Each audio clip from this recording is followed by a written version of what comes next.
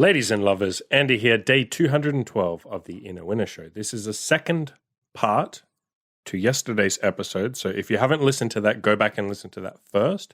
That's mandatory listening before you listen to today's part. So I'll pick up where we left off yesterday. And we were talking, if you remember, about love never being enough. Love isn't enough of a reason to stick with someone long term. It's not enough to keep a relationship going for more than a year or two. You need to be building something. There's a great Mark Manson article where he emailed all of his readers. He's got a ton of readers, and he got something like 1,500 replies. And he went through all of the emails. The question that he asked was, to those of you who've been in a relationship for more than 20 years, so that's obviously, a pretty successful relationship, and have been happy during those 20 years, what's been your secret to the success? Like, what's made it work? And so he got 1,500 replies to that question. He went through, he cataloged all of it. And the number one concept that seemed to shine through most people's answers, or almost everybody's answer, is respect.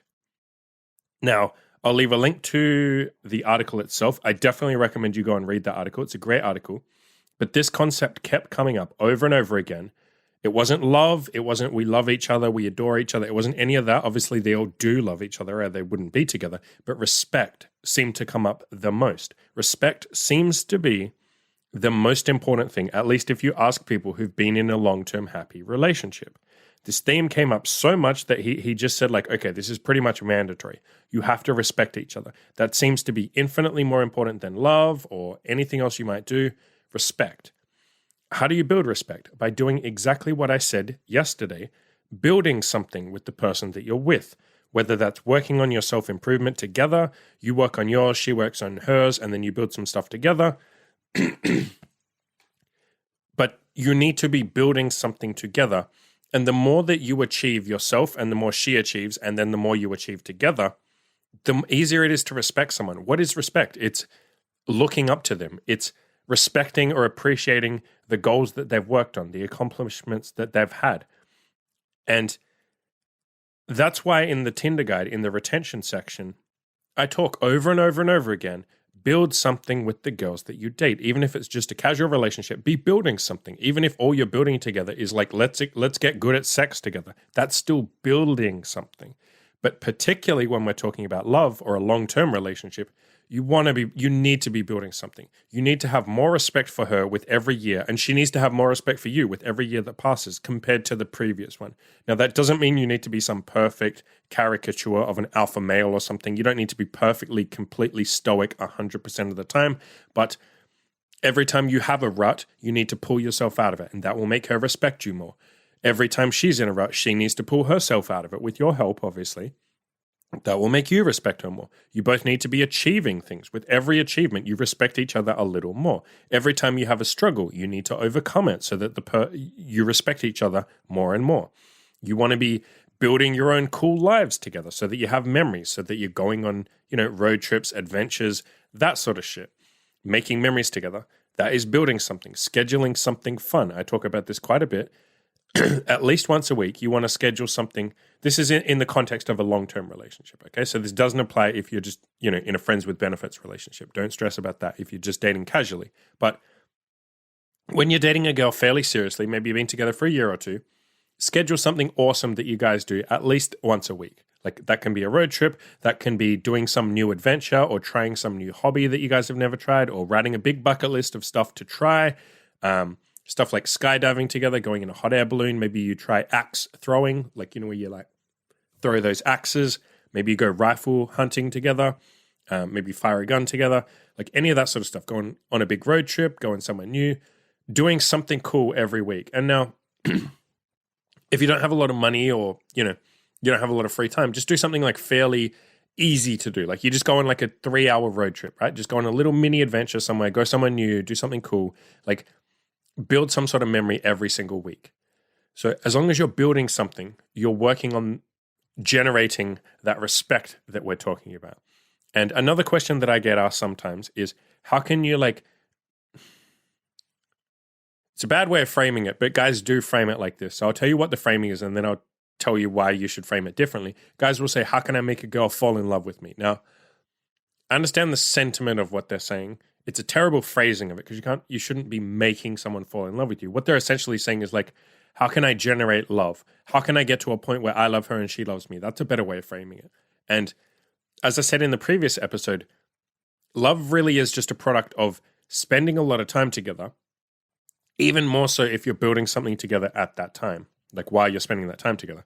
So if you want to generate the feelings of love in yourself and in her as well, make her do, another terrible phrasing, push her, encourage her, get her to do stuff that will make you respect her. So push her to achieve her goals. Push her to work on her self-improvement. If she's being incredibly lazy or something, or maybe she's super depressed, help her fix that. Don't let that just stagnate.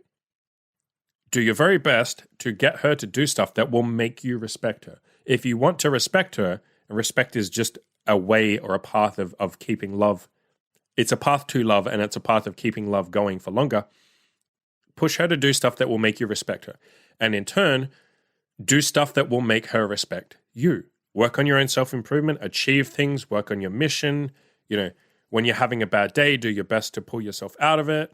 All that kind of stuff. Again, love is just a consequence of spending enough time together, but you can make it a hell of a lot stronger and more intense and more long-lasting by doing stuff that makes her respect you and encouraging her to do stuff that makes you respect her.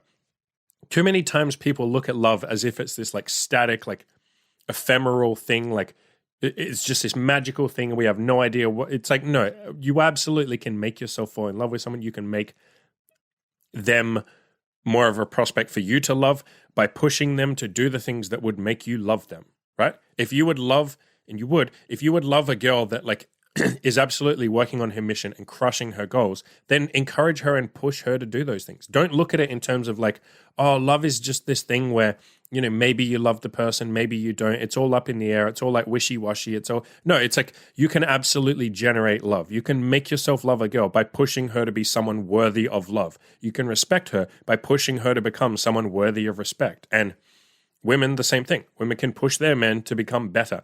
Imogen, my girlfriend, pushes me all the goddamn time to be someone that she would respect more. She pushes me all the time. She encourages me all the damn time.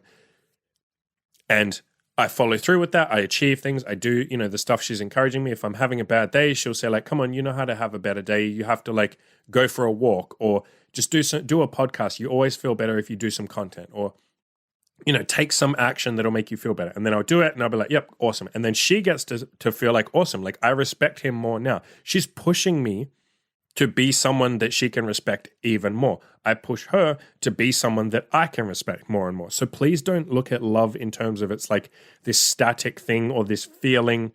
People say it all the time where they're like, they'll say silly things like, I will love you till the end of time. That sounds sweet on the surface, but a better way of phrasing that would be something like, I will make myself love you until the end of time. What do I mean by that? I mean exactly what I'm saying, what I've just said before. Push yourself or push her to be someone worthy of respect and love. Push yourself to become someone worthy of respect and love. Say that you will do that for the rest of your relationship. I will push you so that I always respect you for the rest of our relationship. I will help you achieve great things so I can't help but think, holy shit, this woman is like amazing. Don't just sit there and say, I'm going to love you forever. What does that even fucking mean? Push yourself and push her to go deeper and deeper on your self-improvement, to build something together, to become people who are really, really, really genuinely worthy of each other's respect. I say it all the time. I haven't said it on this podcast, but I say it to Imogen all the time. Love is an act. It's not just a passive feeling. Love is an act. Love is something you do. You can do things to foster and grow love. You can love your partner more and more.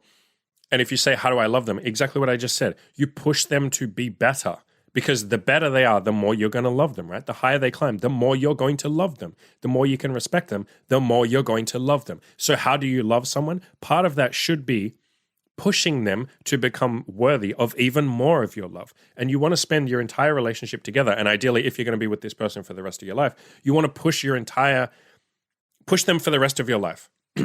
You want to spend your entire relationship and the rest of each other's lives pushing each other, right? The higher you can climb, the more you're going to love each other. So by the end of your relationship, you should be able to look at each other and be like, Jesus fucking Christ, I love the shit out of you, woman, because you have achieved so much stuff that was utterly impossible, or you thought it was impossible. I thought it might have even been impossible. You've just overcome 1,000,000 hurdles. You've faced fear 10 million times. You've achieved things the average man or woman could never even dream of. Jesus, I love you.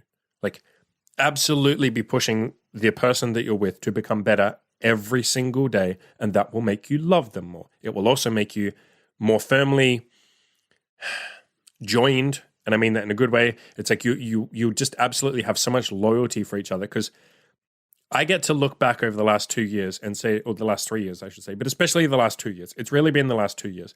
I can look back over the last 2 years and say to Imogen, like, holy shit, I can't even imagine having achieved all these goals without you helping me, without you in my corner, my biggest cheerleader, without you giving me advice 5 million times, helping me when I was down, motivating me, kicking my ass into gear, like letting me use you as an accountability partner, which I do all the time, like multiple times a week. We also, every week, we do a check-in where we use each other for accountability. We just check in and say, like, how was your week? What are you doing next week?